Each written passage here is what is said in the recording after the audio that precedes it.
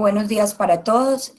Para quienes no me conocen, mi nombre es Sara Fernanda Restrepo Mejía, soy residente de tercer año y el día de hoy vamos entonces a conversar sobre la salud mental, la salud y la enfermedad mental en el adulto mayor en la pandemia por COVID. Vamos entonces a hablar sobre recomendaciones y las incertidumbres que, como todos los temas en general de la pandemia, tienen, ¿de acuerdo? Bueno, para esta charla entonces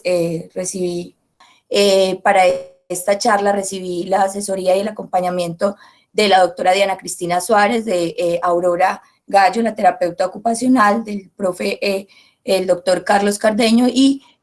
trabajé pues como de la mano con el doctor Jorge Carlos Holguín para presentarles este producto final. Como les mencioné entonces, para quienes no me conocen, soy residente de tercer año. En este momento me encuentro haciendo la rotación de enlace en el Hospital San Vicente Fundación. Esto que les voy a mostrar a continuación básicamente es, viendo este tema, resulta que saber de historia a veces es importante, y en este caso particular, cuando vamos a tratar con adultos mayores, sí que resulta importante. Entonces, simplemente como para traerles algo de historia respecto a las pandemias. De pronto esta imagen ya algunos la han visto en algunas otras conferencias o algunas muy similares, simplemente para que tengamos en cuenta como en la línea del tiempo, que vamos a ver, el tiempo aquí es un factor importante, cómo se han desarrollado desde la peste antonina hace más o menos en el 165 al 108, en el año 165 al 108, y en el año 500 después de Cristo, y hasta el 2020 con el coronavirus. Bien, entonces los objetivos que me planteo desarrollar son básicamente contextualizar las características demográficas de mayor interés que afectan las condiciones psicosociales de base en la población del adulto de nuestra región.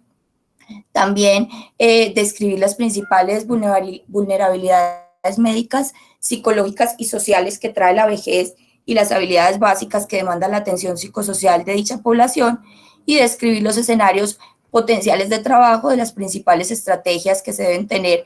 en cuenta para el abordaje del adulto mayor en aislamiento,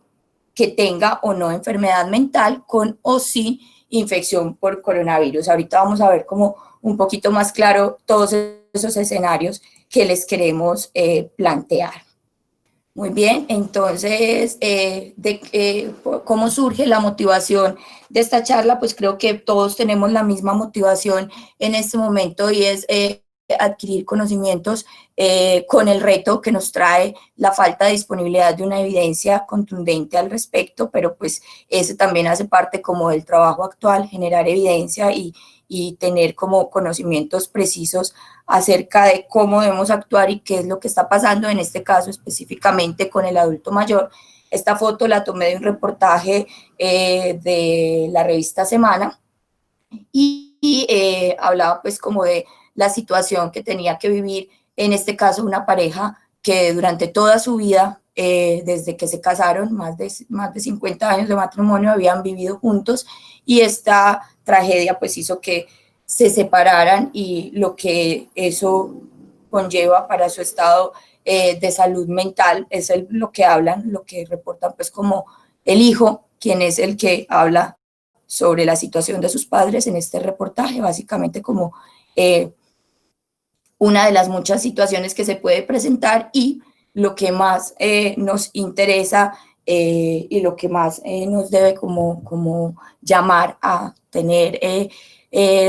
cómo responder a la necesidad de abordar el adulto mayor, pues es que para todos es claro que este es el grupo poblacional que más se ve afectado en muchos aspectos, y lo vamos a desarrollar pues como a lo largo de la charla con esta pandemia, ¿de acuerdo? Estas son cifras de una infografía de marzo del comportamiento del virus básicamente en Italia, el compromiso por edad, y vemos entonces que más o menos sí, un poco más que la mitad compromete personas entre los 51 años y el 37.6% personas mayores de 70 años. Esa es básicamente como la motivación que tenemos con esta charla. Importante aclarar desde el principio que todas las fuentes que se encuentran, pues no todas tienen como esa calidad que uno esperaría, y aquí tratamos de hacer una buena selección para llevarles pautas como claras a partir de lo que pudimos como encontrar. Esta es la idea básicamente con esta charla, que nos llenemos como de algunos tips, algunas cápsulas que nos sirvan mucho. Por eso la idea es que pues a lo largo vamos como recibiendo el contenido, y al final ampliemos eso que llamamos conclusiones entre todos y podamos como generar una discusión al respecto. Entonces, ¿qué es lo que está pasando con el adulto mayor? Hay de todo, ¿cierto? Encontramos muchísimos titulares sobre lo que está ocurriendo. Toda esa información, recordemos que por múltiples medios, sabemos que el adulto mayor, lo vamos a ver más adelante, tiene una limitación importante con la parte del uso de las tecnologías, pero aún así, por todos los medios recibimos este tipo de información, y es importante que tengamos en cuenta que nuestros adultos mayores también están expuestos a ella. Como les dije, pues alguna no tiene unas fuentes completamente fidedignas, pero todo este tipo de información es la que tanto al personal médico como al personal en general de la comunidad le está llegando todo el tiempo, y pues podemos entonces, por lo que dicen los titulares, imaginar qué se estarán preguntando en este momento todos los adultos mayores de nuestra comunidad, y a qué debemos estar y en qué debemos estar como nosotros preparados para responder efectivamente. Esta diapositiva la traigo a forma de introducción, hace parte de las estrategias de soporte psicosocial en enfermedad mental que nos presenta la Organización Mundial de la Salud, y básicamente es para que tengamos en cuenta y recordemos que, si bien para todas las personas afectadas por esta pandemia, esta pirámide es aplicable, vamos a ver con el final del desarrollo de la charla que en los adultos mayores sí que es importante contar con el establecimiento de este soporte desde la parte social y desde la comunidad, hasta, por ejemplo, decidir o definir cuándo el paciente tiene la necesidad de ser llevado a un servicio de salud y recibir atención, como aquí la mencionan, especializada. Vamos un poquito a hablar, básicamente como a recordar, ¿cierto? Creo que todos tenemos claro cuál es la definición de vejez, y puntualicemos entonces que para nuestro caso se consideran a los adultos mayores de 65 años, aquí en algunas partes incluso a partir de los 60 años, y incluso en las recomendaciones que se hacen para la pandemia, en algunas partes mencionan la edad de 60 años, la edad de 65 años, pero en términos generales, entonces, es este grupo poblacional que se encuentra por encima de los 65 años. El envejecimiento exitoso es una definición que tiene que ver básicamente con la posibilidad de acceder a esas garantías en salud, en bienestar social general, para que las personas adultas mayores puedan tener como un buen desarrollo. Y queríamos mencionar esta palabra fragilidad, tener en cuenta que es una condición inherente a la edad adulta, a la adultez mayor, y que esa fragilidad está condicionada por el contexto social, ¿cierto? Por las características específicas del individuo y también por diferencias generacionales. Más adelante vamos a hablar un poco de manera más amplia sobre eso. Sé que de todas maneras hemos visto esto muchas veces, pero probablemente los pacientes nos lo van a preguntar. Aquí hay unas definiciones pequeñas y sencillas, simplemente que nos sirvan como de recordatorio para que las tengamos ahí en el bolsillo. El distanciamiento social básicamente significa mantener una distancia segura de aproximadamente 6 pies de los demás y evitar exposición en reuniones como en escuelas, como en lugares concurridos como en escuelas, iglesias, salas de conciertos y transporte público, pues vemos que son como algunas de las recomendaciones que estamos siguiendo actualmente. Con respecto a la cuarentena, básicamente en medicina es un término para describir el aislamiento de personas o animales durante un periodo de tiempo que no se especifica, depende más o menos de la característica de cada situación, y se utiliza como método para evitar o limitar el riesgo de que se extienda una enfermedad. Y el aislamiento implica la separación de un individuo, en este caso que ha contraído el coronavirus, para evitar que se propague a otros hasta que se considera entonces que está fuera de la etapa de contagio. Y aquí una de las primeras inquietudes con respecto al coronavirus. Cuando está un paciente fuera de contagio, pues las recomendaciones actuales hablan de extender el aislamiento de los pacientes infectados por SARS-CoV-2 más o menos, que ya están confirmados hasta completar un periodo máximo registrado de diseminación, que actualmente se considera que está entre los 14 y los 28 días, y también de acuerdo a la gravedad de los síntomas y la resolución de los mismos. En algunas partes pues se utiliza la negativización de las pruebas, pero sabemos que debemos estar preparados para tomar estrategias distintas en nuestro caso particular, con las condiciones que tiene básicamente nuestro contexto. ¿Y cuál es ese contexto en el que estamos nosotros?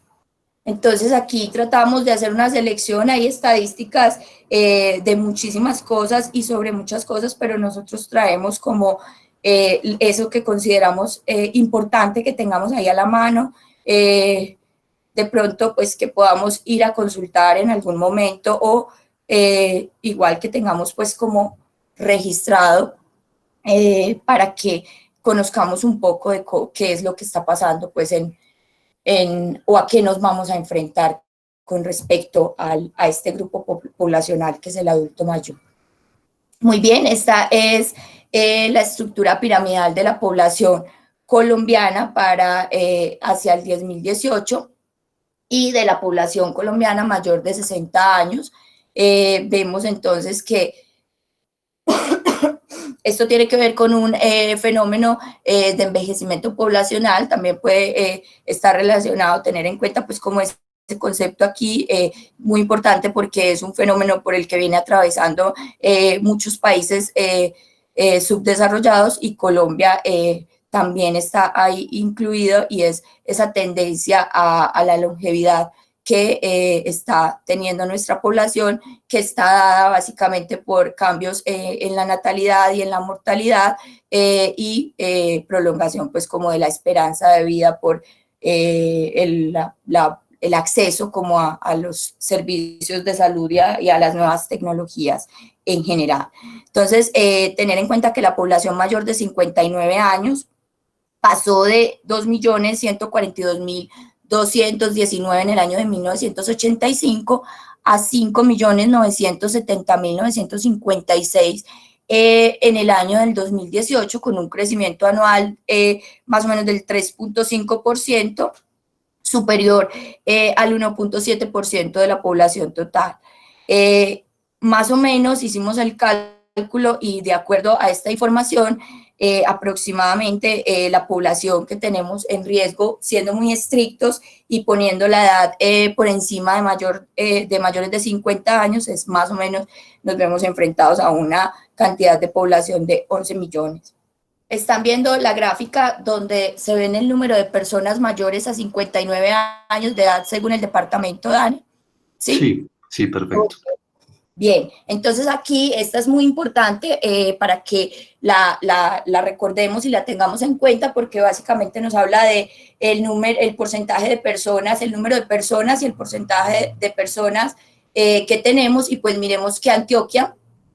cuenta con el 12% de esa población. Esta población está ubicada, la gran mayoría, más o menos en estas tres primeras ciudades, en Bogotá, en Antioquia y en Valle del Cauca. Eso es importante tenerlo en cuenta, pues recordemos que Bogotá en este momento es una de las ciudades, pues es una de las ciudades más afectadas por la pandemia, ¿de acuerdo? Esta me pareció pues importante traérselas porque es un punto muy relevante para la discusión que estamos teniendo y es el índice de dependencia de la población mayor a 59 años que se espera y más o menos se estima entre 1951 a 2020. Y miremos que para el año 2020, por cada 100 personas en edad económicamente activa, habrán 20 personas mayores de 59 años, un número bastante considerable, ¿de acuerdo? Que son personas entonces que esperamos que requieran algún tipo de apoyo en muchas áreas, ¿de acuerdo? Muy bien, ahora en esta siguiente diapositiva, lo que vemos, este estudio es el estudio SABE, este estudio, esa sigla lo que significa es el Estudio Nacional de Salud y Bienestar, Bienestar y Envejecimiento, y tiene pues como objetivo conocer, o tenía como objetivo conocer la situación actual del ámbito, en el ámbito rural y urbano de la población, de todas las personas adultas mayores de Colombia. Se realizó en el 2015 y se realizó a 23.694 personas en zona tanto urbana como rural de Colombia. El tamaño de la muestra que se utilizó fue bastante importante, así que pues podemos tener como cierta estabilidad al confiar pues en el criterio para confiar como en estas cifras para proyectarnos hacia lo que es importante tener en cuenta. Como les decía, más o menos, pues el tamaño de la muestra fue de 30.691 encuestas que fueron todas aplicadas a nivel nacional. Entonces, aquí vemos el porcentaje de personas mayores de 59 años por grupo de edad, ¿cierto? La medida de edad fue de 69, la mediana de la edad fue de 69 años, con más de la mitad de la población adulta mayor en el grupo que está entre los 60 y los 69 años. ¿Por qué es importante que nosotros sepamos esto? Pues porque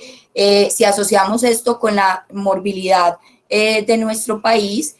más adelante vamos a hablar un poquito de eso, pues entonces tenemos que tener en cuenta que la masa y el porcentaje de población al que vamos a tener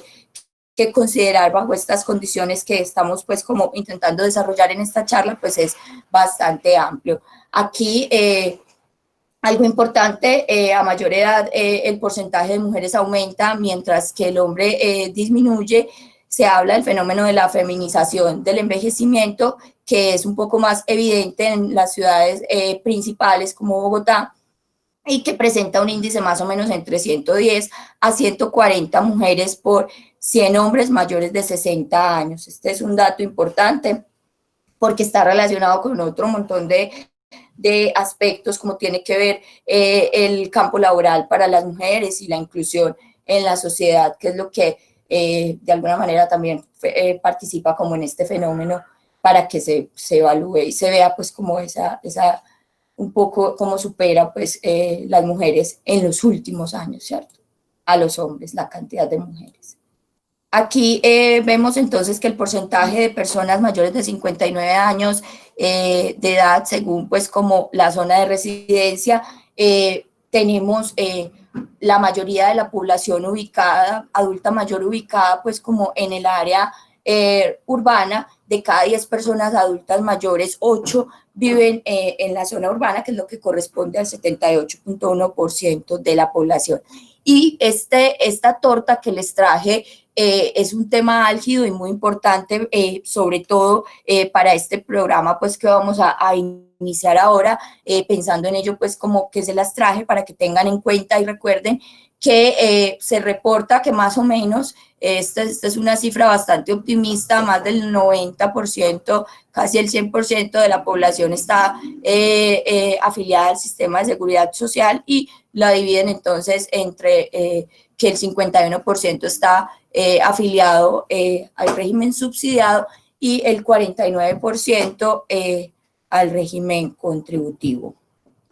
En Colombia, de cada 100 personas mayores de 80 años, 34 están en el registro de discapacidad. Según las proyecciones del DANE para el 2018, teníamos entonces 753.857 personas mayores de 80 años. Y aquí surge el primer cuestionamiento y la primera inquietud importante que tenemos respecto al abordaje del adulto mayor, y es que todos sabemos que en Colombia tenemos como un estudio de enfermedad mental, de la situación de la enfermedad mental del país, pero ese estudio, que es como el que en el que nos basamos para conocer como las estadísticas, particularmente de la enfermedad mental, solo abordó pacientes hasta los 60 años, así que si quisiéramos saber cuánto de esta discapacidad está aportada por la enfermedad mental, pues son datos que claramente no tenemos ahora mismo, ¿de acuerdo? En este estudio hacen mención muy importante y un análisis a eso que llaman determinantes de la salud del adulto mayor. Son muchos, yo les voy a pasar estas bibliografías. Yo solamente traje cosas importantes, como por ejemplo, para continuar con esto de la discapacidad de las personas, se dice que el deterioro visual es la pérdida de capacidad más común que tiene nuestra población, más o menos hasta un 80% de la población adulta mayor de 60 años ha reportado tener algún deterioro visual. Y aquí había un dato muy curioso, y es que de ese 80%, más o menos el 60% tenían como uso de aparatos o de dispositivos para mejorar esa alteración visual, y mucho menos lo reportado para el deterioro auditivo, que es otra de las alteraciones o discapacidad que mencionan la pérdida de la capacidad auditiva en el adulto mayor y que consideran como importantes. Más allá de eso está lo que todos conocemos, la morbilidad de nuestra comunidad, en la que afectan principalmente la hipertensión arterial. Miremos esto porque coincide exactamente con eso que nos dicen que son los factores de riesgo y que empeoran y ensombrecen el pronóstico de los pacientes con infección por coronavirus adultos mayores. Y está entonces la hipertensión, como les decía, la diabetes, la enfermedad isquémica cardíaca, la osteoporosis, la enfermedad pulmonar crónica y el cáncer. Como les digo, no hay unas cifras exactas de cuál es la morbilidad en enfermedad mental, pero en este estudio, hablando de los determinantes de salud, se hacían una mención importante de que aproximadamente el 41.0% de la población reportaba síntomas depresivos. Ojo, no tenían trastorno depresivo, pero esta población adulta mayor en nuestro país, hasta el 41%, casi la mitad de la población, ha reportado en algún momento haber tenido síntomas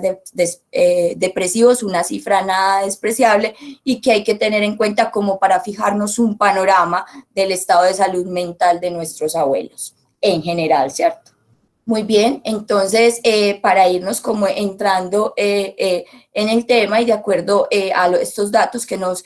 facilitó pues como este estudio, se dice que más o menos el 12% de esta población reportó tener consumo o haber consumido tabaco, el 14% reportó un consumo de alcohol en el último mes. Este consumo de alcohol está localizado más en la zona urbana. Pilas es un dato, igual en algunas de las charlas ya lo hemos mencionado sobre el riesgo que hay aumentado de estas dificultades con los trastornos por uso de sustancias, y pues vemos entonces que el 14% de nuestra población en este estudio había reportado que en el último mes había ingerido alguna bebida alcohólica. Otra cosa muy importante a tener en cuenta cuando hablamos como del contexto de nuestros adultos mayores es lo que tiene que ver con la inactividad física que muestra este estudio en términos generales, como con el aumento de la edad va también aumentando esa inactividad. Y otro dato muy importante, más o menos, recuerden que no tenemos pues como datos y no les vamos a presentar como datos ya muy específicos acerca de cuánto tenemos, cuánto porcentaje de pacientes tiene X o Y diagnóstico, pero sí tener en cuenta que ya en este estudio, por ejemplo, mencionaban que el 79% de la población tenía independencia para las actividades de la vida diaria, así que queda un porcentaje bastante apreciable de pacientes que ya requieren algún tipo de soporte familiar o de soporte para el cumplimiento de esas actividades de la vida diaria que sabemos que implica necesidades específicas que van a impactar pues como en estas circunstancias de manera directa, ¿de acuerdo? Muy bien, aquí lo que queremos hacer es como presentarles un panorama general, más adelante vamos a ir como desarrollando todo esto, pero qué queremos y qué queremos como mostrar, cuál es como la situación en general y el mapa al que nos podemos ver enfrentados cuando estamos hablando del abordaje de la población adulta mayor en nuestra sociedad. Entonces tenemos al adulto mayor que puede estar institucionalizado, tenemos el adulto mayor que puede estar en casa con sus familiares, pero también tenemos el adulto mayor que está en casa con un cuidador que no es familiar o incluso un cuidador que está solo, más o menos. En este estudio que les estaba mencionando, de donde sacamos todas las estadísticas como de datos demográficos importantes, en este estudio decían que más o menos el 20% de la población reportaba no tener ningún tipo de soporte social y familiar, 20%. Entonces, el 80% refería a tener alguien de su familia que se preocupaba o se ocupaba de él, pero el 20% se sentía en indefensión o sin ningún apoyo en caso de requerirlo. Y entonces ese paciente que esté o en una institución o en casa con cualquiera de estas condiciones puede entonces ser un paciente que tenga una infección por coronavirus o que sea negativo para coronavirus, ¿de acuerdo? Y con respecto a estos dos panoramas, pues vamos a tener que tener en cuenta el problema de salud mental o trastorno emergente que se asocia tanto a la situación de aislamiento, ¿sí?, social obligatorio, como a la exacerbación de la enfermedad mental, perdón. Y también vamos a tener que tener en cuenta si hay problemas de salud mental o trastornos preexistentes en uno u otro escenario que tengan o no comorbilidades de otros sistemas, y aquí la regla básicamente es que las personas tengan comorbilidades, y eso es lo que hace que nuestro grupo pues esté como, este grupo que estamos trabajando hoy, el grupo de adultos mayores, esté como en más riesgo, ¿de acuerdo? Y está también todo lo que tiene que ver con las vulnerabilidades psicosociales preexistentes o emergentes asociadas, y esto es una situación de muchísimo cuidado, básicamente con maltrato, con el espacio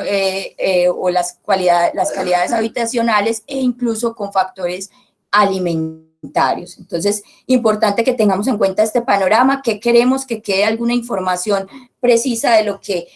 tenemos y de lo que podríamos llegar a esperar que suceda como con toda nuestra población en general, ¿de acuerdo? Muy bien, entonces vamos a hablar del adulto mayor en la comunidad. Vamos a tener entonces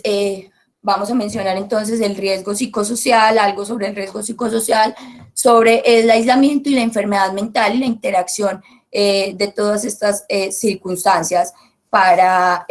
lo que implican para el abordaje y cuáles son las características particulares que vamos a poder tener en cuenta para el abordaje de esta población. Entonces, no solamente los pacientes con enfermedad mental se van a ver expuestos a síntomas, se dice que todos los adultos mayores, pero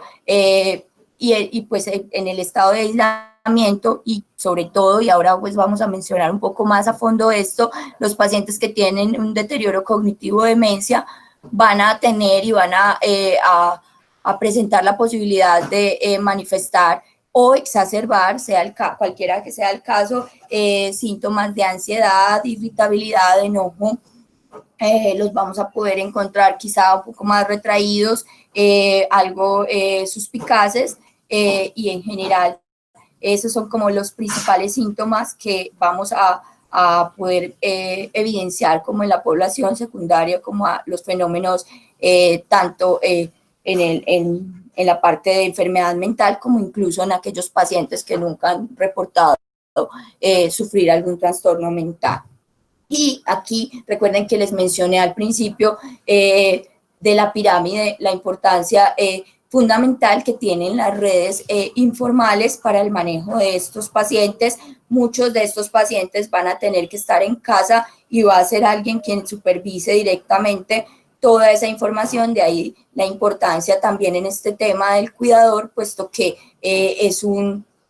agente fundamental y protagónico en toda esta situación, pues vamos a depender muchas veces de sus cuidados y también de su información, ojo que eso también es algo importante para determinar el estado en general. Entonces, los problemas que esperamos pues como encontrar en toda la población tienen que ver con soledad y el aislamiento. Los pacientes van a manifestar aburrimiento, pueden presentar y manifestar dificultades para resolver problemas en general de la vida diaria. Sobre todo esto se vuelve un tema bastante importante si nos vamos a pensar en esa población que ya tiene algo de deterioro cognitivo y o demencia, y también van a poder presentar dificultades para afrontar y aceptar. Esto es inherente pues como a este periodo de la vida, dificultades para afrontar y aceptar tanto el envejecimiento como la enfermedad, y en este caso pues podrían verse exacerbadas. Nos tenemos que preparar y tenemos que tener en cuenta que en esta población existe y se presenta incluso a veces hasta rangos de forma patológica, temores a la muerte, a la enfermedad y a la discapacidad que sobrevienen con la edad. También frustración por la pérdida de la autonomía y, ojo, que este es un tema bastante importante, lo que tiene que ver con el trámite de los duelos, bien sea complicados o no. Temas muy puntuales en los que debemos estar como todos claros al momento de abordar a la población. Y algunos problemas psicosociales elementales y lamentablemente bastante comunes en nuestra población, todo lo que tiene que ver con el maltrato, con el abandono, con la precariedad económica y con la discapacidad per se. Pues, ¿por qué? Porque, como les mencioné al principio, existe discapacidad en nuestra población, pero probablemente no todos nuestros adultos mayores tengan los elementos suficientes para que incluso una discapacidad menor, como puede ser la disminución de la agudeza visual, no impacte negativamente en su calidad de vida, que es lo que queremos preservar todo el tiempo. Entonces, cuando hablamos de la evaluación psicológica que tenemos que hacer o que vamos a hacer en el adulto mayor, tenemos que tener en cuenta que es muy importante contar con unas condiciones mínimas y unas capacidades mínimas para, con respecto a lo que tiene que ver con la sensibilidad a la posibilidad de la diferencia, que se debe considerar en este grupo por todas las características que ya hemos mencionado y que iremos mencionando también más adelante, y como lo dije en la parte de la introducción, pues las personas que van a decidirse a apoyar a este grupo tienen que tener un mínimo conocimiento de la historia, porque va a ser necesario para facilitar canales de comunicación con nuestros abuelos. Y de la historia en términos generales, ¿de acuerdo? La evaluación entonces psicológica en el adulto mayor nos presenta varios retos, ¿cierto? Por las características puntuales de esta población. Y esos retos pueden verse dados tanto como por el deterioro cognitivo como por los trastornos no psiquiátricos asociados al envejecimiento.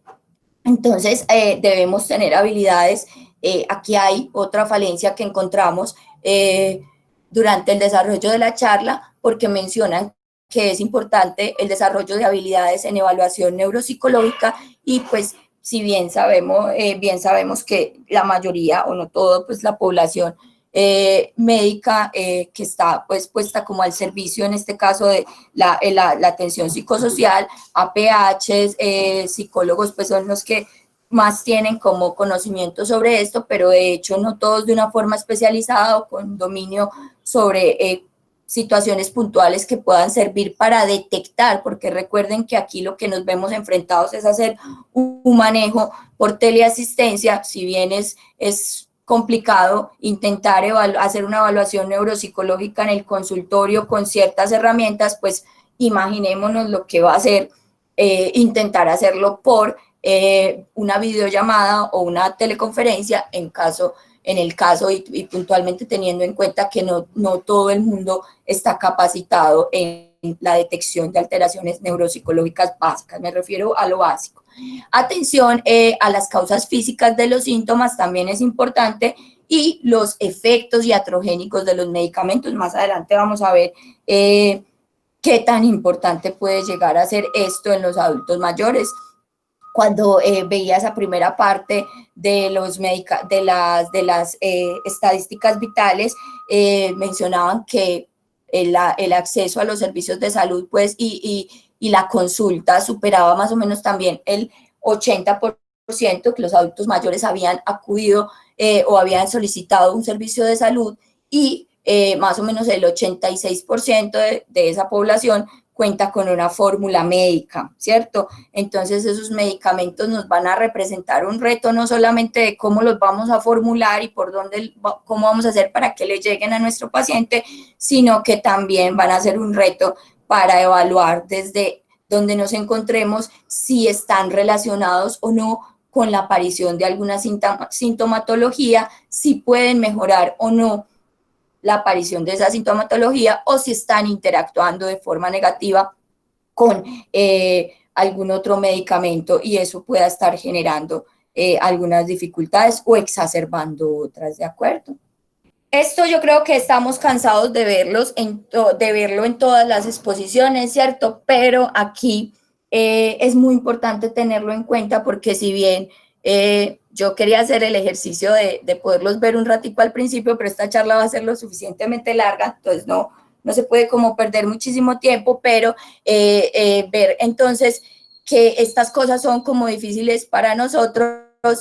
No tocarnos la cara, usar la mascarilla, lavarnos las manos, etcétera, etcétera.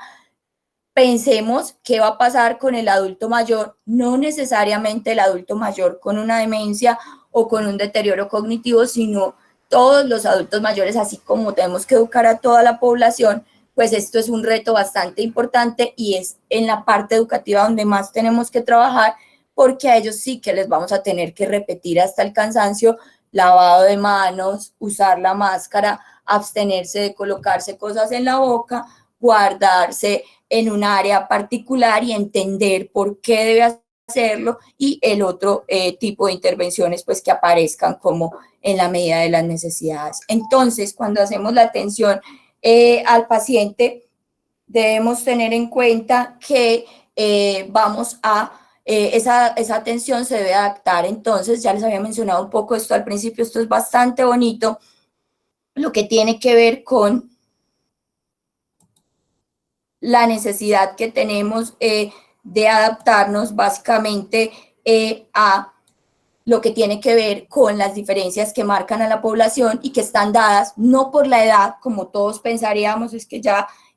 tiene 80 años, entonces por eso es así, no por la edad cronológicamente hablando, sino puntualmente por los efectos que tiene el contexto, de acuerdo, en nuestro caso puntual sí que hay diferencias y condiciones importantes a tener en cuenta con el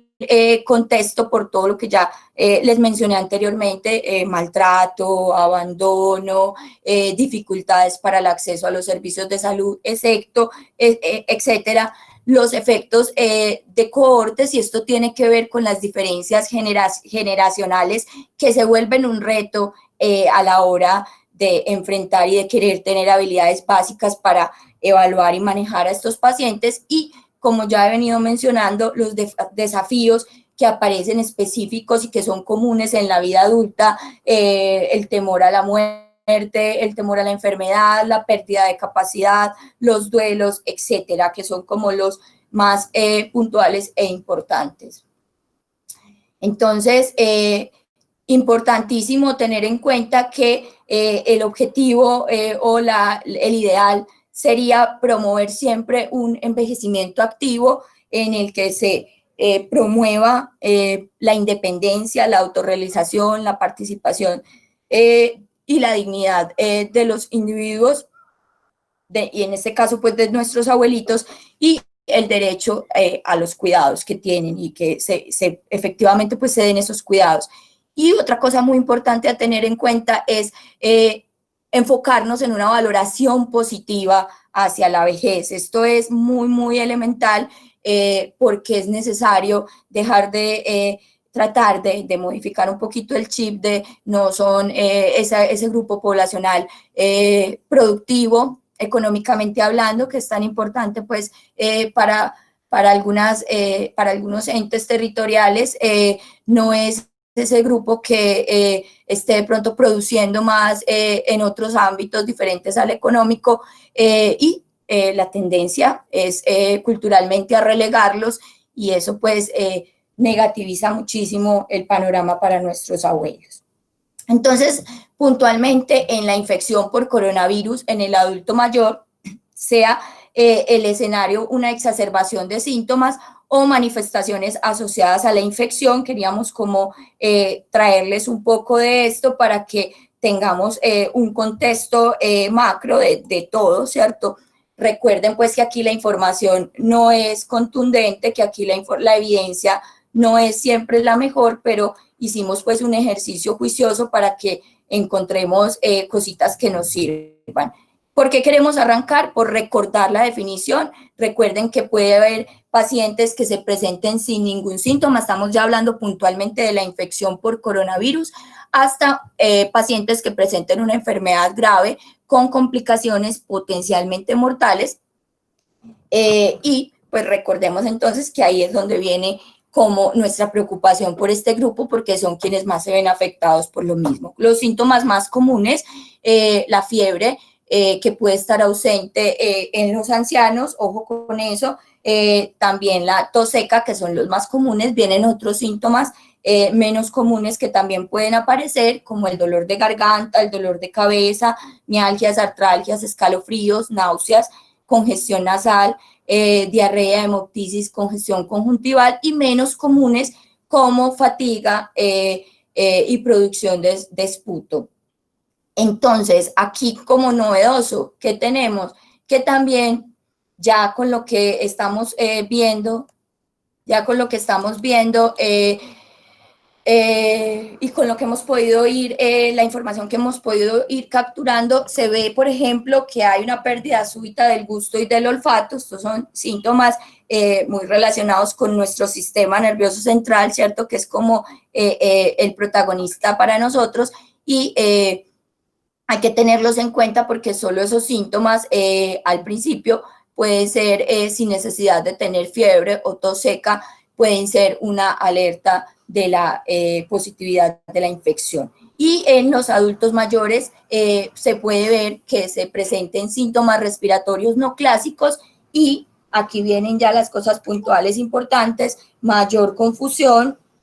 empeoramiento de las condiciones crónicas pulmonares y pérdida del apetito. Pilas con esto, que son síntomas que nos van a comentar y que son situaciones a las que tenemos que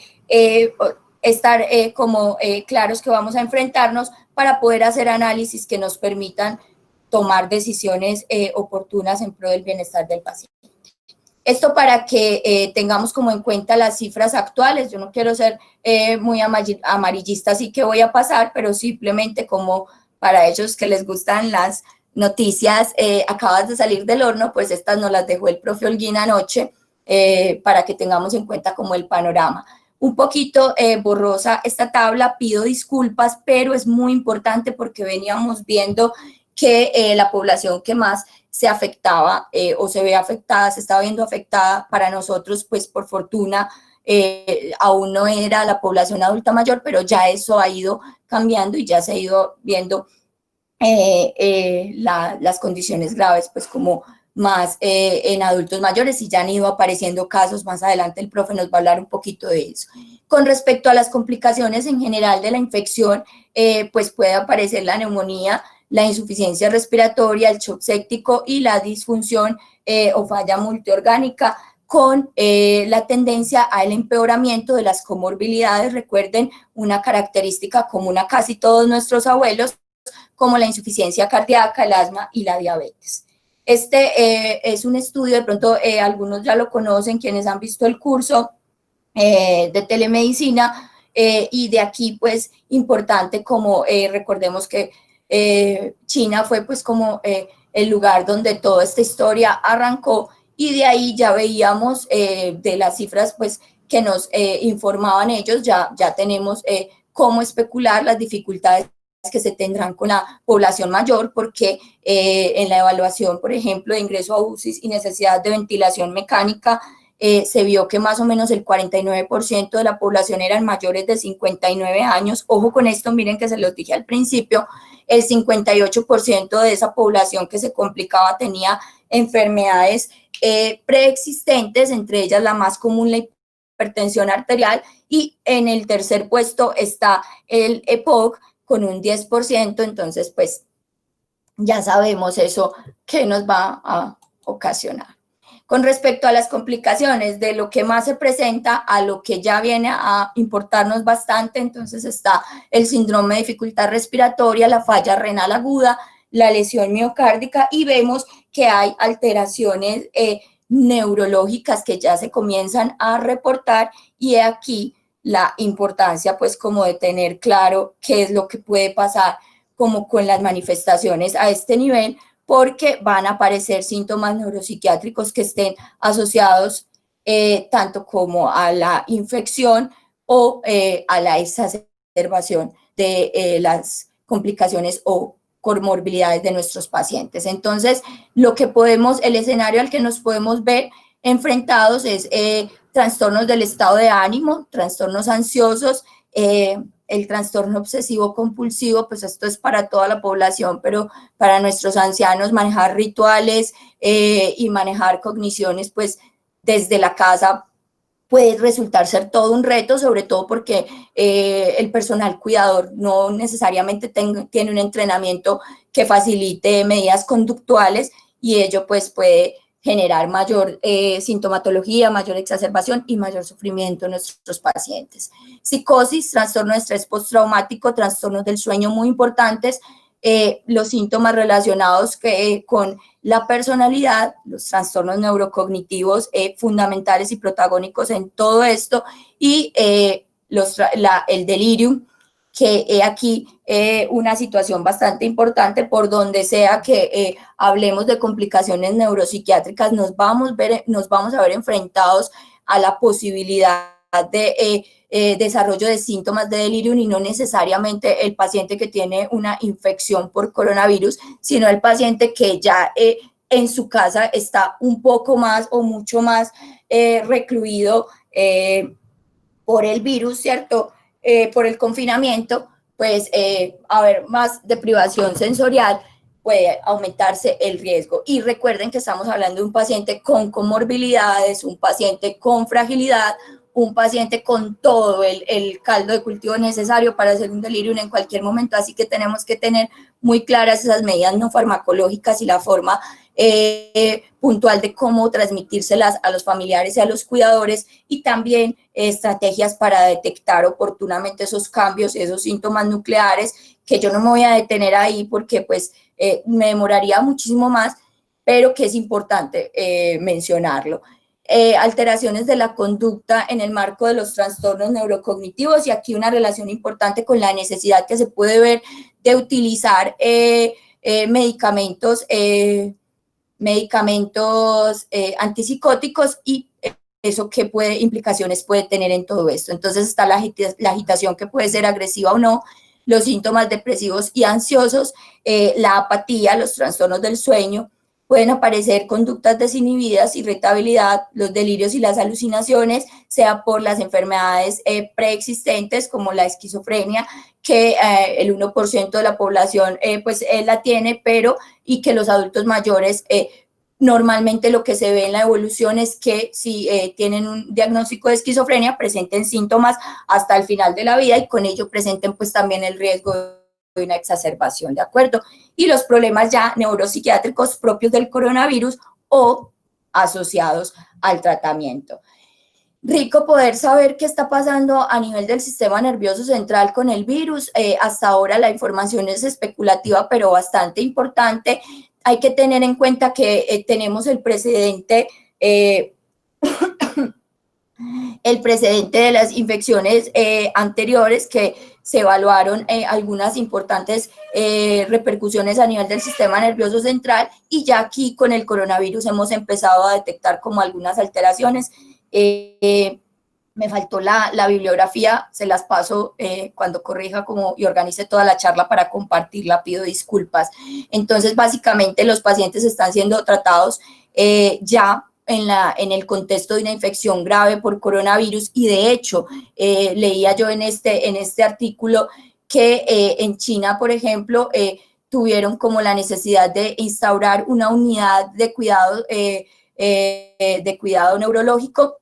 especializada, una unidad de cuidados intensivos neurológicos, y que veían pacientes que ingresaban con un delirium, por ejemplo, o con un accidente cerebrovascular, le dan muchísima importancia al accidente cerebrovascular, y que resultaban positivos sin haber presentado síntomas respiratorios. Un escenario bastante inquietante, que debemos estar pensando en que podemos vernos enfrentados a él, sobre todo en la parte de enlace. Entonces,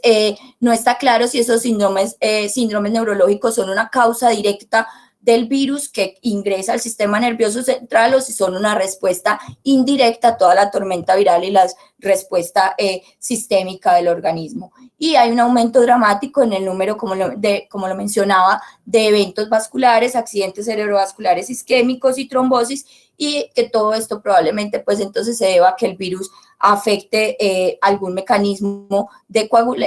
algunos mecanismos de coagulación. Es como lo que se especula y lo que se cree hasta el momento al respecto. Y en términos generales, algo que nos tiene que interesar, importar, y es la aparición y la asociación a peores resultados en estos pacientes. Entonces, con respecto a este tema, los síntomas neurológicos en pacientes que tienen infección por COVID se dividen pues como en 3 categorías, básicamente lo que tiene que ver con esos síntomas neurológicos relacionados con la infección, con la enfermedad subyacente, síntomas a nivel neuroperiférico. Una de las teorías, o como se sospecha que el virus puede ingresar al sistema nervioso central, es a través de los nervios, precisamente de los pares craneales, y también síntomas de daño musculoesquelético, que también se van a asociar a menudo con daño hepático y con daño renal. Bueno, aquí del Consejo Colombiano de Atención Diagnóstica y de Manejo de Infecciones, de la infección por el coronavirus en establecimientos de atención salud, me traje este cuadrito, que es el tratamiento empírico que se está utilizando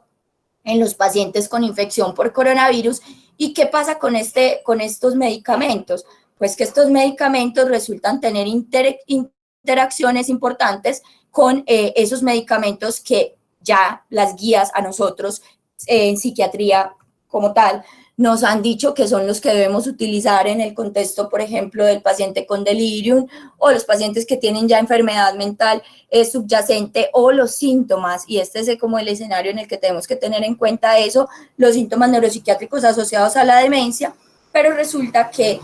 esos medicamentos, que normalmente son el haloperidol, la risperidona y la quetiapina, dado por las guías, pues entonces en el paciente que está recibiendo tratamiento experimental para coronavirus están contraindicados, ¿de acuerdo? Y esto está dado básicamente porque hay interacciones a nivel del metabolismo por los citocromos y eso genera mayor riesgos, pues una cantidad de riesgos, pues que ya como todos los médicos psiquiatras como que tenemos claras, y también el intervalo en el QT corregido, una alteración electrocardiográfica para los compañeros psicólogos que puede generar riesgo para el estado de salud en general y algunas complicaciones cardiovasculares importantes, y pues entonces en ese orden de ideas no están recomendados, y ahí ya nos plantean un panorama complicado para tomar decisiones. Esta bibliografía se las traigo de un consenso de psicogeriatría española, donde nos hacen unas recomendaciones, un excelente artículo de 10 paginitas que ya luego se los voy a compartir, que me lo facilitó el sábado la profe Diana, y que pues me pareció muy importante dejarles aquí. No les voy a mencionar esto porque me quedo y ya falta pues algún otro tema por sacar adelante, pero sí que lo tengan ahí. Precisamente por eso lo puse, como para poder consultar, porque aquí nos hacen unas recomendaciones dependiendo de la circunstancia. Entonces, si hay infección respiratoria aguda por coronavirus en un paciente que previamente tiene un trastorno psicótico estable, que está bien controlado con su medicación oral, pero que precise por esta situación que ya mencioné anteriormente el cambio de esos medicamentos. Entonces nos presentan algunas posibilidades en caso de que haya ansiedad e insomnio o agitación en psicosis. Recomiendan, por ejemplo, gabapentina o pregabalina como una buena opción, y insisten en la reducción de la dosis más o menos entre el 50 y el 75% para la posibilidad de usar, por ejemplo, la mirtazapina con esa reducción de dosis, y la trazodona, y así dan otras recomendaciones con respecto al uso, por ejemplo, de las benzodiazepinas en caso de que se presente el contexto de una abstinencia, una abstinencia, o evitar una abstinencia porque hay una dependencia ya previa a este tipo de medicamentos, y también en el caso de que se necesite un antipsicótico como tal con un perfil sedante, también hacen la recomendación, por ejemplo, de la olanzapina. Hay otras recomendaciones, no me voy a detener mucho en esto en aras del tiempo, pero sí que tengamos en cuenta, y ahí les queda organizadito para que lo puedan consultar. Por ejemplo, en el caso de los pacientes que no tienen síntomas psicóticos previos, que desarrollan síntomas psicóticos en el curso de la infección por coronavirus, con o sin ingreso hospitalario. Ojo con esto, con o sin ingreso hospitalario. ¿Cuál es nuestro trabajo fundamental? Educar a esos cuidadores en el manejo de esos medicamentos, ¿de acuerdo? Un reto bastante importante, porque si en la consulta pues ya se nos vuelve complicados, pensemos en lo que va a poder ser. Tratamiento de la depresión con síntomas psicóticos en personas de edad avanzada y tratamiento específico para infección por coronavirus, otro escenario a tener en cuenta. Y aquí mencionan pues como me pareció muy importante para que tengamos como a la mano qué opciones de tratamiento podemos como tener para el manejo en caso de que aparezcan síntomas depresivos, y los pacienticos con demencia que presentan síntomas psicóticos, que sabemos que es un escenario bastante frecuente. De todos ya tenemos como claras cuáles son de las indicaciones de manejo farmacológico y no farmacológico,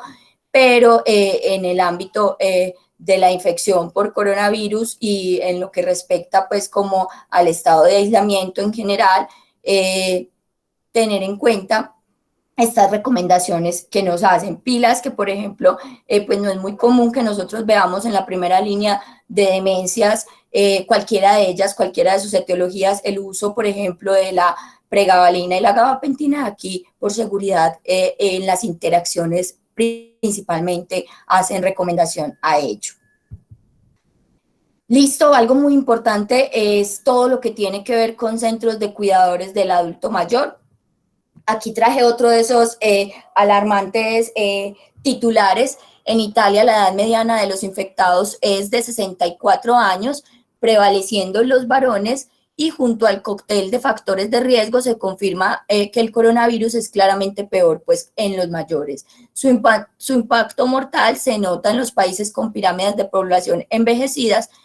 sobre todo si, como ha ocurrido en el caso puntual de España, el coronavirus entra en centros o residencias de gente mayor. Y aquí también viene una explosión de información sobre muertes, abandonos, etcétera, que pueden tener a nuestros pacienticos y abuelitos con los pelos parados y que nosotros estamos llamados a mitigar y a contrarrestar con información clara y oportuna, pero sobre todo lo más veraz que se pueda, ¿de acuerdo? ¿Cuál es el panorama para nosotros? Nos tomamos pues como el trabajo de averiguar y nosotros acá tenemos en Medellín 320 hogares entre estatales y privados en el municipio de Medellín. Específicamente, tiene 16 hogares con más de 1.000 personas. Ojo, que ya eso hace que el riesgo también se incremente y se estima bastante complejo que prácticamente ningún hogar para la tercera edad cumplía con el 100% de los requisitos mínimos y los hogares que se visitaron, esto es un informe del 2019 de la Personería de Medellín, fueron 40 y tenemos 320, entonces no tenemos ni idea de qué está pasando con esos centros geriátricos que son un punto álgido en todo el tema que tiene que ver con el adulto mayor, no solamente por los cuidados, sino aquí sí puntualmente por la prevención de la propagación del virus. ¿Cuáles son los principales problemas de nuestros hogares? Los problemas higiénicos de aseo y hacinamiento. No hay un buen registro y una documentación apropiada con lo que respecta a la historia clínica. Eso es una dificultad grandísima, la vemos en la consulta. Y pues nos vamos a tener que enfrentar a ello en muchísimas circunstancias. La disposición de los medicamentos no siempre es la mejor y el personal no es, en términos generales y en su mayoría, un personal que tenga el entrenamiento necesario en el cuidado del adulto mayor. Así, grande, que hay que tener como a la mano para prepararse para la contingencia en estos hogares, un plan de gestión de los brotes, eso es muy importante, que esté en consonancia siempre con los sistemas y entes gubernamentales, también el mismo nivel de soporte de los servicios de salud puede verse modificado, puede cambiar y estos hogares y el adulto mayor incluso en casa está condicionado a un tipo de prestación específica que ahora se puede ver modificado por toda la situación y eso pues puede tiene que tenerse en cuenta. También, por ejemplo, las fuentes habituales de suministros que se pueden ver interrumpidas o que no vayan a estar disponibles, el uso y el tratamiento de las vacunas, que sería lo ideal en este tipo de centros, poder vacunar, pero que aquí pues estamos todavía muy lejos de que eso sea una realidad, así que hay que tenerlo en cuenta para adaptarse y generar una respuesta de contingencia. Y los protocolos de atención van a ser sensibles a modificaciones y recordemos que todo el tiempo se está generando información, entonces va a haber como una tendencia a nuevas instrucciones para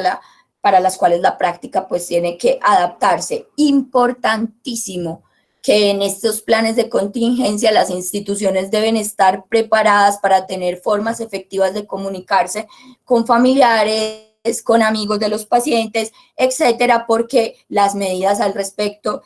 son como las más necesarias y las más importantes con respecto a lo que tiene que ver con el aislamiento en este tipo de lugares, ¿de acuerdo? Entonces, mínimamente, y esto aplica no solamente para el personal que está en el cuidado del adulto mayor en hogares, sino también, mírenlas, son las mismas, prácticamente lo que tiene que cambiar es nuestra forma de educar, ¿cierto? El uso de las palabras, el uso de los tecnicismos, las instrucciones que se deben dar, que sean claras, etcétera, pero todo esto se aplica también a los cuidadores familiares. Síntomas y signos de la infección, niveles de riesgo de la exposición, cómo se debe llevar a cabo una higiene personal, particularmente lo que tiene que ver con la higiene de manos, estornudos y etiquetas para la tos. Acuérdense de la diapositiva en la que les mencionaba que eso que parece pues tan charro y tan raro y que puede incluso generar risa, enseñar a ponerse un tapabocas, a lavarse las manos, pues es ahora lo que está en vilo, lo que pone en vilo nuestra seguridad y pues entonces traspolemos eso a los adultos mayores, hay que ser muy incisivos y trabajar muchísimo en eso, ¿de acuerdo? El uso apropiado de los elementos de protección, recordemos que esto es pues como en términos generales,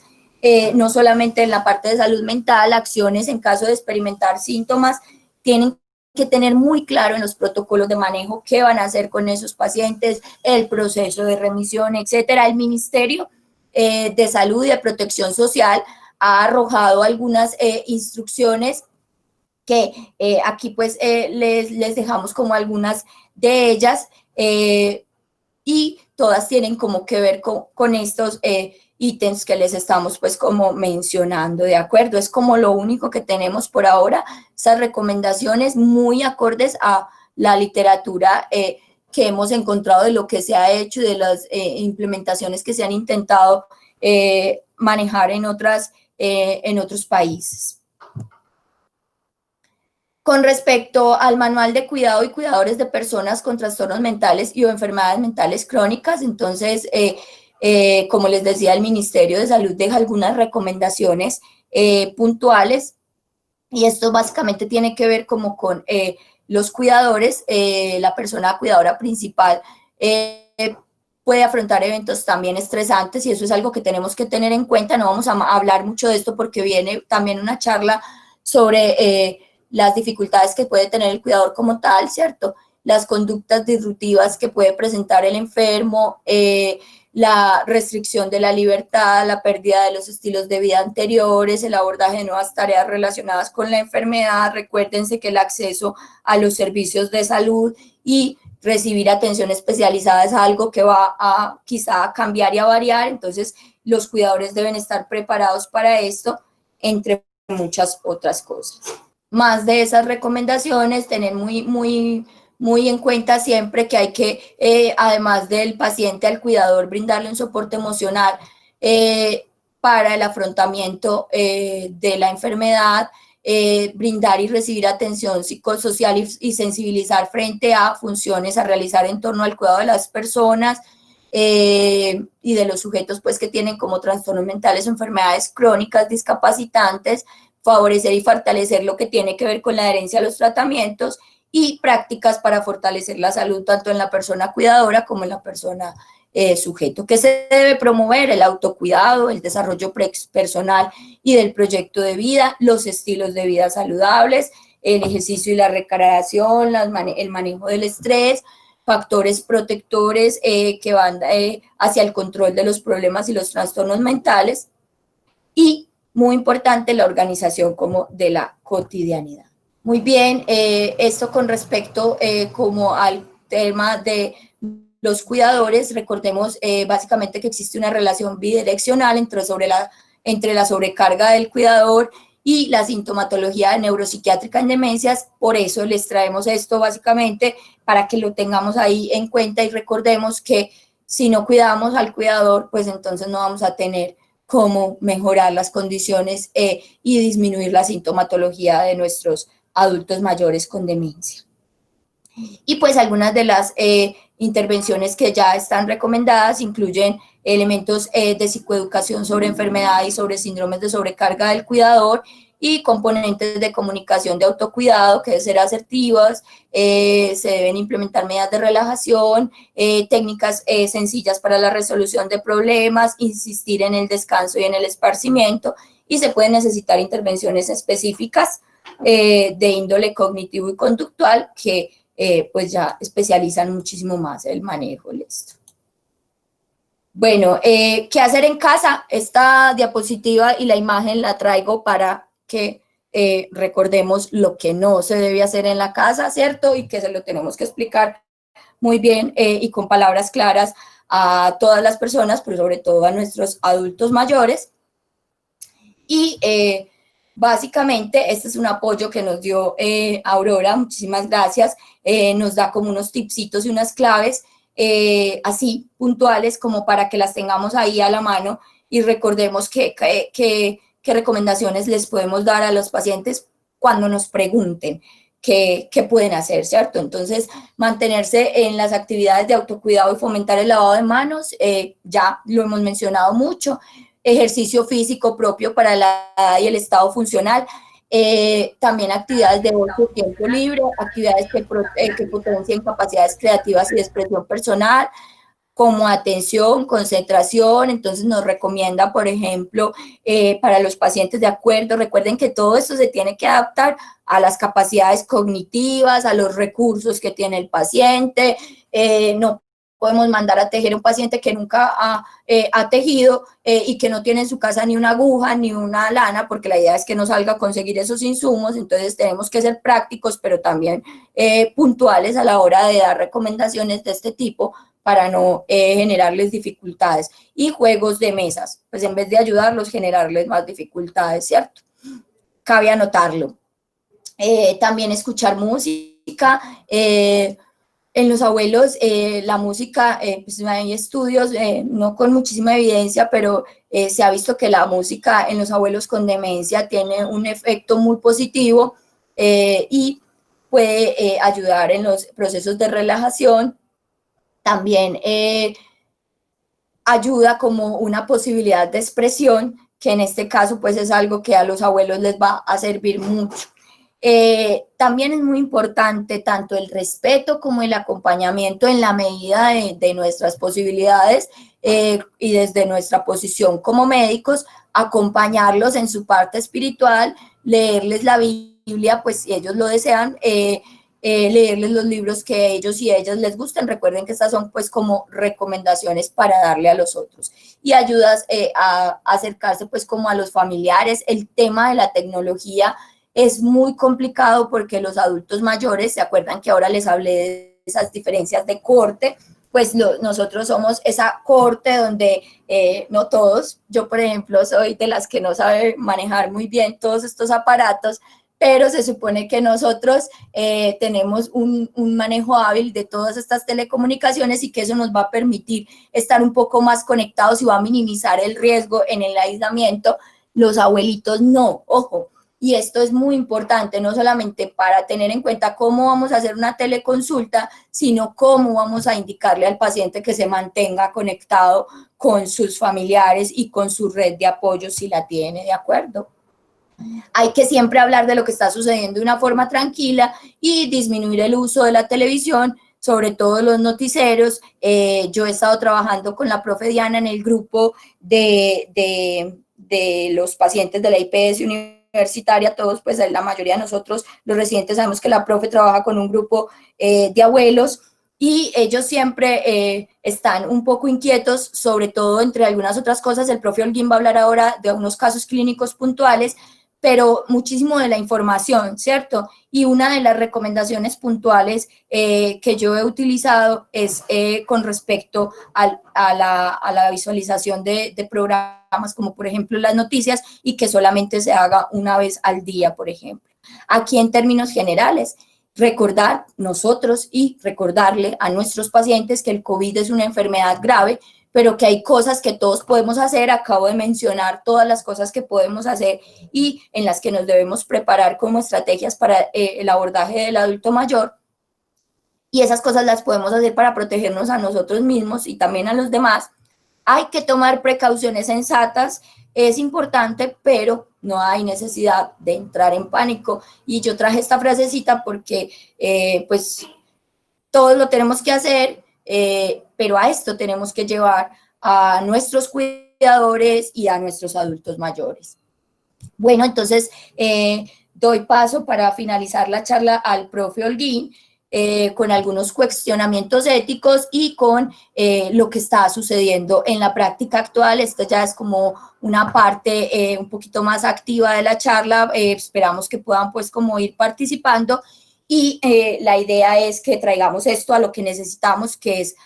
a la práctica, ¿de acuerdo? A ver qué es lo que podemos hacer y cómo lo debemos hacer. Ya le doy paso entonces al profe Holguín. Más que cuestionamientos éticos, es que, como en todo lo que tiene que ver con esta pandemia, como se han dado ustedes cuenta, en los diferentes temas, pues hay algunos que son básicamente extrapolaciones de otras pandemias de virus respiratorios, como el SARS y como otras influencias, solo con la diferencia de las peculiaridades de la alta contagiosidad y de todo esto que se ha ido presentando a nivel del mundo. Una de las situaciones es que estamos en una serie de paradojas. Es que todo lo que se hace, por ejemplo, el aislamiento, etcétera, en principio tenía mucho que ver con proteger, pues como dice la gente, a los abuelitos, aunque es mejor decir en general al anciano o al adulto mayor. Pero se presenta la paradoja que al querer protegerles la vida frente a la infección por el coronavirus, también se les desmejora mucho la calidad de vida. Y entonces estamos viendo cómo los efectos, y esto es algo que han reportado, pues, esta es simplemente una carta reciente en el Lancet, publicada por unos autores ingleses, y en donde ellos muestran, o por lo menos nos advierten acerca de las importantes consecuencias que va a tener esto para la salud mental y por ende también para la calidad de vida y el bienestar de las personas ancianas. Porque el aislamiento y digamos, el abrupto cese y cambio de las rutinas y microrutinas, si nosotros miramos nuestra propia experiencia, nos damos cuenta que nos ha afectado bastante a todo nivel. Asuntos como el sueño, como la alimentación, mucha gente desesperada porque le está dando comedera, mucha gente desesperada porque se aburre. Ahora bien, imaginemos esto en el contexto de una persona mayor y fuera de eso, de una persona mayor que va a estar probablemente en una institución. Tenemos también la clara asociación entre lo que es la exacerbación de síntomas neuropsiquiátricos y el cansancio del cuidador, como por ejemplo lo mencionaba Sara, y tenemos la proclividad a producir trastornos del sueño, depresión y ansiedad cuando se alteran estas rutinas con el aislamiento. Hoy en día las personas que estamos por debajo de los 65 tenemos la suerte muchas veces que estamos de alguna manera familiarizados con el uso de las tecnologías de comunicación, pero estas no siempre están disponibles o las personas más mayores no son autosuficientes o no conocen cómo utilizarlas. Se ha dicho bastante importante es que incluso las llamadas telefónicas varias veces al día pueden ser importantes. Cuando hablamos de aislamiento del adulto mayor, como veíamos, es que el aislamiento en casa es una situación, pero el aislamiento en los hogares, en donde una de las primeras, digamos, órdenes, por así decirlo, del gobierno fue cerrar para las visitas y minimizar el contacto de los adultos mayores con el exterior, sobre todo los que están en los hogares, pues ya está generando una serie de situaciones de salud mental que es importante porque las personas han perdido, digamos, sus visitas semanales, etcétera, etcétera. Adelante. La que sigue, te agradezco, Sara. Sí, sigamos, esto es lo mismo que veníamos hablando. Dentro de las mismas preocupaciones está esta preocupación acerca de otra vez una paradoja. Se está tratando de cuidar todo el tema de la cuarentena, de evitar el contagio, tiene mucho que ver con la situación de que las personas más vulnerables no vayan a desarrollar la enfermedad porque en ellos es más grave. Pero también sorprende a los ancianos y a muchas personas que justamente sean los ancianos los que entonces en un momento determinado después de enfermarse van a ser los que no van a estar en la primera línea, por ejemplo, de preferencia o de uso de las medidas como los respiradores, ¿sí? Además, eh, fuera de esta discusión que hay, están otras discusiones importantes, aquellas acerca de morir solo, morir en la casa, escoger dónde morir, el tema de, de las personas que van a ser enterradas sin un funeral, etcétera, que son preocupaciones que las personas mayores están manifestando cada vez más. Incluso está el problema de la desinformación. Para algunas personas, la idea es lo de los respiradores, no lo entienden forzosamente cómo es, y entonces piensan es que simplemente ni los van a atender o no les van a dar oxígeno. Pero esto tampoco es totalmente infundado. Lo que se ha visto es que eh, realmente se está dando una serie de vulneración de los derechos de los ancianos al nivel de la atención. Los están muchas veces dejando sin llevarlos a atender y una vez que el anciano tiene coronavirus y está en un hogar, pues nunca va a acceder a salir del hogar y va a morir en el hogar y entonces adicionalmente a veces se quedan varios días en los hogares, lo que se ha visto pues en Estados Unidos, en Francia, en, en España, en Italia. Si recordamos una de las primeras diapositivas, hay un asunto frente a los ancianos que está siendo, digamos, generando tensiones y contradicciones. De aproximadamente entre una cuarta y una tercera parte de las personas que están falleciendo son ancianos, pero están falleciendo en los hogares de retiro. Es decir, la gente se está muriendo masivamente en los hogares para la tercera edad en esta epidemia. ¿Sí? Eso hay que tenerlo en mente. Y segundo, eh, una cosa muy importante fue que vimos que hay 340 hogares para el adulto mayor en Medellín. El municipio maneja directamente 16, el resto son privados, ¿sí? Y reciben algún grado de subsidio o no del municipio. Y están los hogares clandestinos o itinerantes, ¿sí? Que también no se han podido censar, pero son hogares que los cierran y vuelven a abrir en otra parte, vuelven a abrir en otra parte. Y veíamos que muchas veces de esos hogares que hay en la comunidad, de los privados, no todos tienen una calidad adecuada y ni están preparadas las personas. Yo no sé qué grado de preparación, de instrucción suficiente se le está dando a los cuidadores y de recursos se le está dando a los cuidadores en nuestro medio. Entonces, esto nos puede mostrar que probablemente nos vamos a aproximar ya,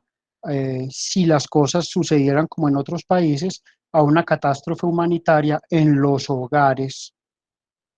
de tercera edad. Muy bien, la siguiente. Por ejemplo, tenemos estas son solo algunos casos que me ha tocado atender en estos días. Este es un paciente de 78 años, nuevo para mí, que el paciente me llamó la cuidadora, que es porque le recomendaron, le dijeron los familiares por teléfono que me llamara a mí. Es un señor que está en su casa, en un barrio residencial de Medellín, acompañado por la empleada del servicio que lleva varios años con él, pero que entonces se quiso quedar con él para no dejarlo solo, ¿sí? Y desde que empezó la cuarentena, el señor tiene una historia de TAP, está tomando adecuadamente su medicación, es un paciente que es muy consciente de su enfermedad, pero ha empezado con insomnio. Y entonces ha empezado a recibir medicamentos a dosis relativamente altas para dormir, no ha logrado recuperar bien el sueño, y entonces empieza el asunto de que ni él manifiesta síntomas de su enfermedad, ni la empleada los ha visto, pero lo que dice él es que está muy angustiado por no poder salir, y cuando dice que está angustiado por no poder salir es porque se aburre mucho, le da rabia, le dan ganas de salir, se acuerda que no puede, etcétera. Siguiente. Este es un paciente de 86 años que que está en un hogar de adultos mayores con un diagnóstico de demencia tipo Alzheimer. Está recibiendo su tratamiento con ribastignina parches, trazodona, fluoxetina y unos medicamentos de la presión arterial. También es un caso nuevo para mí. Desde que el hogar canceló las visitas y comenzó el aislamiento, el paciente se levanta agitado por las noches, desorientado, confuso. Le han hecho todos los exámenes, están normales. Manifiesta dolor de cabeza constante, está irritable, ha intentado golpear a las cuidadoras. Las visitas que recibía eran muy esporádicas. Las cuidadoras lo que ven es que extraña sobre todo las salidas. Entonces constantemente está, pues, o muy reincidentemente está tratando de abrir la puerta, de salirse por las ventanas, etc. Es otro caso. Siguiente. El hijo de una señora, nuevamente un caso, esto ha sido en las últimas 2 semanas, pide consultar porque su madre de 78 años se niega a cumplir con el aislamiento. Aunque se le ha explicado de manera reiterada, ella dice que si se infecta, pues no importa, pero que ella no se va a quedar encerrada en la casa. Está con una hermana de 72 años, su esposo que es de 82, un hijo y la nuera y una nieta de 24. No tiene antecedentes de trastornos mentales, aunque nos dice que siempre ha sido muy llevada a su parecer. Ella ha tenido buenas relaciones previas con los demás miembros de la familia. El hijo ha optado por cerrar la puerta con llave, pero entonces ella grita, se tira al piso, los insulta, llora y dice que si sigue encerrada no va a comer. Ayer volví a ver a esta paciente y pues pude por primera vez hablar con la paciente porque antes no accedía a una cita y me doy cuenta que tiene además una serie de situaciones de tipo, digamos, eh, agorafóbico, perdón, claustrofóbico en este momento, y eso es lo que le causa esa intensa ansiedad, esas ganas de salir pese a todo, porque siente que se va a enloquecer dentro de la casa, que va a perder el control, etcétera, etcétera. Siguiente. Esta es una paciente de 70 años que se quedó sola durante la cuarentena porque tiene demasiado temor como para salir e irse a la casa del hijo. Es decir, el hijo fue por ella, la intentó llevar, pero ella se resistió porque el temor principal es a contagiarse. Dice que si se enferma no le van a dar oxígeno porque se lo dan a los jóvenes y que la van a dejar morir. Y entonces lo único que encontraron fue que el hijo dejara de trabajar e irse a vivir con ella, lo cual ha generado pues múltiples problemas en la familia. Este señor está con la mamá en una parte, su esposa y sus hijos están en otra, dejó de entrar plata a la casa y entonces hay una serie de elementos de culpa y resentimiento en el hijo. Esto era solamente para mostrar algunos de los casos que han surgido. Siguiente. Bueno, una de las dudas no resueltas al final de la preparación de esta revisión es, por ejemplo, que aunque podemos tener intuitivamente una idea de los temores y preocupaciones y síntomas generales de las personas mayores sean similares a los que se están presentando en otras partes del mundo o a los reportados en otras pandemias, no sabemos exactamente en nuestro medio, en estas primeras semanas de cuarentena de epidemia, qué ha sido lo difícil y por tanto qué podíamos, digamos, en general estar preparados. ¿Cómo se están preparando estos hogares? ¿Qué soporte se le está dando a estas instituciones? Para mí no queda claro. Estamos buscando y fuera de las guías generales que da el gobierno, no he encontrado realmente respuesta a estas preguntas. ¿Cuál es el plan de acción específico en Medellín, Antioquia, para los adultos mayores durante la pandemia? Si nos integraremos o no a dicho plan, o si eso se lo dejamos a otra gente porque tenemos mucho que hacer y, como les digo, no encontramos pues ninguna recomendación específica para las personas que actúan como cuidadores profesionales o no profesionales de las personas que están al cuidado pues, de adultos mayores. Y no sabemos si básicamente lo que se va a hacer es eh, eh, para, y vamos a ver pues si esto es simplemente la extrapolación de lo que se ha visto y adaptación en la marcha de lo que se ha visto en otros casos, que es lo más probable. Siguiente. Esto era lo que les quería yo hablar. También esto ha sido algo que son los posibles factores que tendrán efecto en los cuidadores, pero como hay alguna de las revisiones que vamos a hacer de las capacitaciones que está dirigido a esto, pues no vamos a ahondar más. Listo. Estas son Bueno, algunas bibliografías. Bueno, esta es como parte de la bibliografía. Realmente esta fue una carrera contra el tiempo para preparar esta exposición. Faltan algunas de las bibliografías y utilizamos, aprovecho para darle las gracias al profesor Holguín, a la doctora Diana, que me ayudó muchísimo con una bibliografía también bastante valiosa para poder desarrollar esta charla y pues en términos generales a los tres profes por la asesoría y Aurora que también participó pues como dándonos esos tipsitos para las actividades que hay que hacer en el hogar. Bueno, vamos finalizando.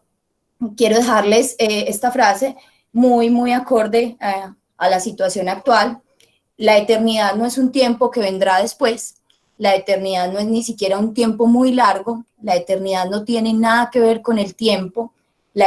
eternidad es esa dimensión del aquí y de la hora que interrumpe todo pensamiento en términos temporales. Este era un filósofo, historiador estadounidense, Joseph Campbell. Muchísimas gracias.